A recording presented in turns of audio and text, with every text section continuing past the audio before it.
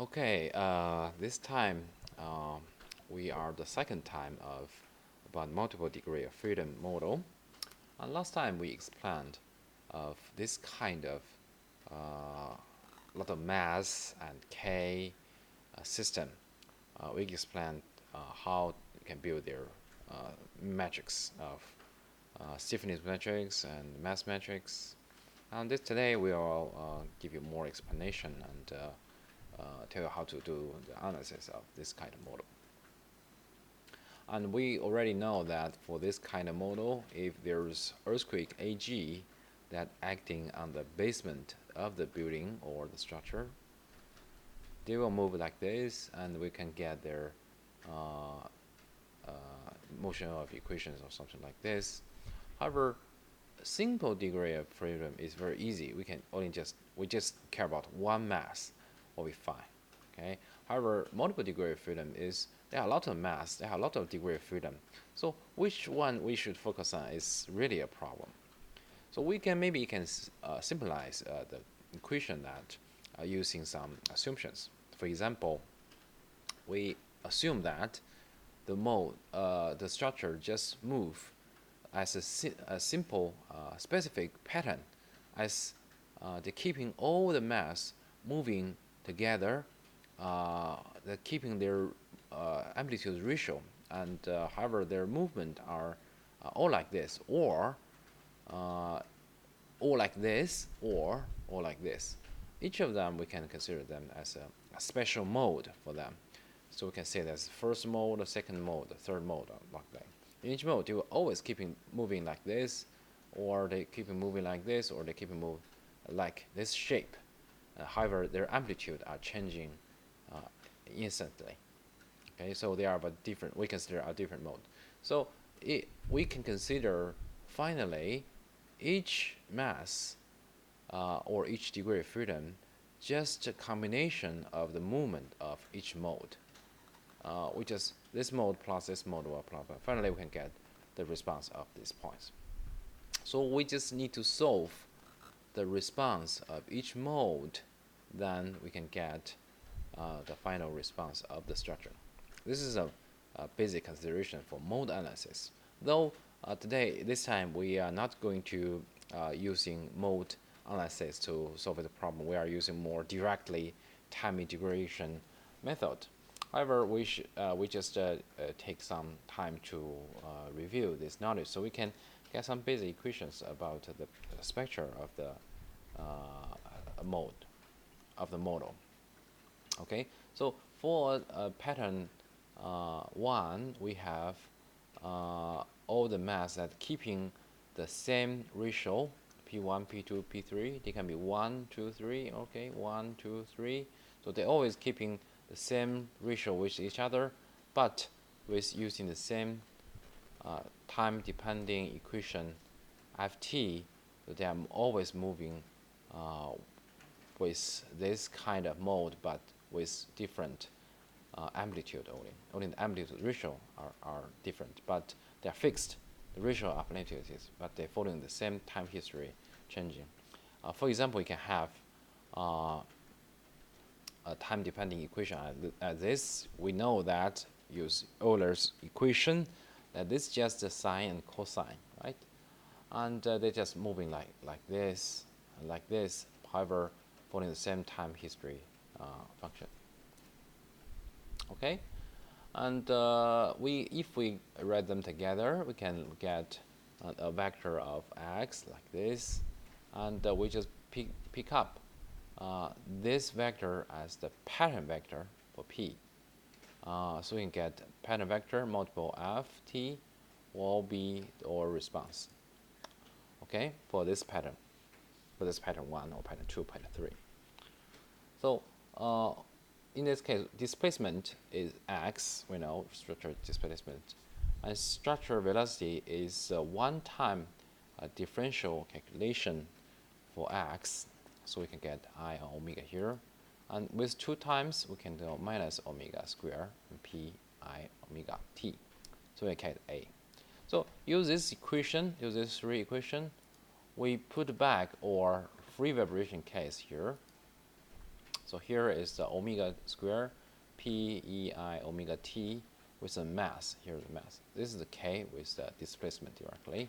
So we can directly delete this part and this part. We cannot delete this part because there are multiple inside the matrix. But these are just constant, just changing with t. For any t, we can get this part get out of the way. So we can get equation something like this. So if we put this part away, we can get equation like this. We put this part this side and put m again back here. So inverse of mass multiple k multiple vector p, which is the pattern, is equals to some constant omega square, which is the angular frequency, with the pattern, with the ratio, right? They keep them. We know that there will be not only one result for this, there will be n result for this, because this is basic concept with eigenvalue problem, right? So definition of eigenvalues is for matrix A, which is A will be the n multiple n matrix. It will have n set of result solution for this equation, this function, this formula, and where lambda is the eigenvalue, and x will be the eigenvector for this equation. Okay, for our problem, this eigenvalue equation just exactly the same equation with the free vibration equation for one pattern, where A is just m minus k, minus 1k, and lambda with eigenvalue just omega square. So omega square is eigenvalue, and our pattern is x, which is eigenvector. So that will be extremely simple in matrix. So we can get this kind of mk eigenvalue. Just simply use Eig, which is eigenvalue function, and Anv. Anv is inverse function. M minus 1 also works, but I would suggest you use inverse function and multiply k, and we get eigenvalue for that. So please check the help file of Matlab in this link, so you can get more information about this function. You can also try to check out inverse. So for I mode, the angular frequency will be using this equation, because the result of eigenvalue in the Matlab will be keep the largest one in the first one. However, in our case, the smallest frequency, which is the longest time period mode, will be the most predominant primary mode, right? The long period mode, the first mode is the long period mode, so it's the smallest frequency mode. The most low frequency mode is the most important, most primary mode, which is most influenced by the earthquake. So we will use this. Each of the mode is equal to each other, is equivalent to each other. Not equivalent, is equal to each other. Okay, they are the same, just different pattern, different mode for the structure. However, in the earthquake, the low frequency component, the low frequency mode, are more easy to be excited by earthquake input. So also we know that so last one is the first mode, and the second last is the second omega. We just need to know the first two in this case. We can know the period of first and second mode by this equation, of course. And get the first and second mode. What we do is to calculate the damping as the Rayleigh damping. We use the ratio A0, A1, right? And we can calculate A0, A1 using this equation. I think the graduate school student know that this equation is solved from the mode analysis. But this here, due to the limited time, I will not explain why this equation comes out. However, I will suggest you to take Professor Matsumoto or Professor Saito Sensei's lecture. They will explain them thoroughly. And if you're undergraduate student, you just need to know how to using this equation to get Rayleigh damping will be fine. Okay, when you go to graduate school, so it takes more detailed explanation in other lectures. And here, we just take simply, we just take H1, H2 damping ratio for the first and second mode using 0.05. Simply, they are not every time they are looking at this. It's a little bit large, but in here we just, for simple, we use 0.05. Okay, finally, we can get our equation of motion or earthquake like this. MCK, right? Acceleration, velocity, and displacement, and input earthquake. Here we are using an incremental method, which is easier, shorter equation, and easier to calculation. And here we know that delta V and delta D is like this. So we just input delta V and delta D into here, and then finally we get our delta AM plus 1 is equal to the M hard inverse multiple delta F hard, where M hard is M plus half MC delta T and beta K delta T square, which you can get from the equation that's in the equation motion. And delta F hard is equals to MAG. Here is the unit vector.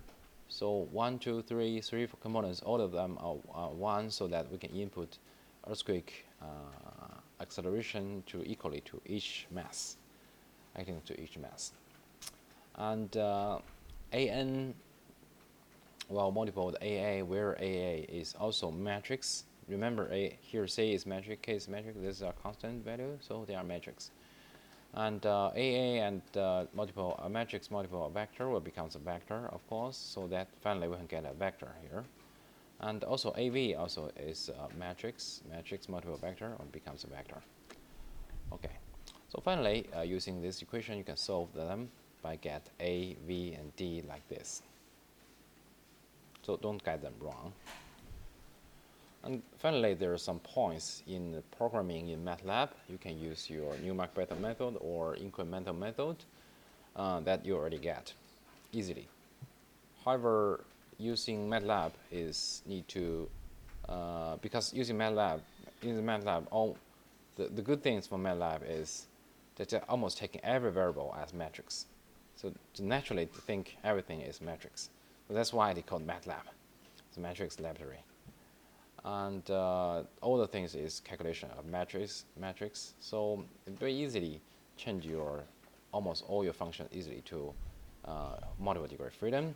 But you need to just need to consider that how to make float variable to vectors such as A, V, D, A, M, V, and D, M. Okay, and to remember save them as AI.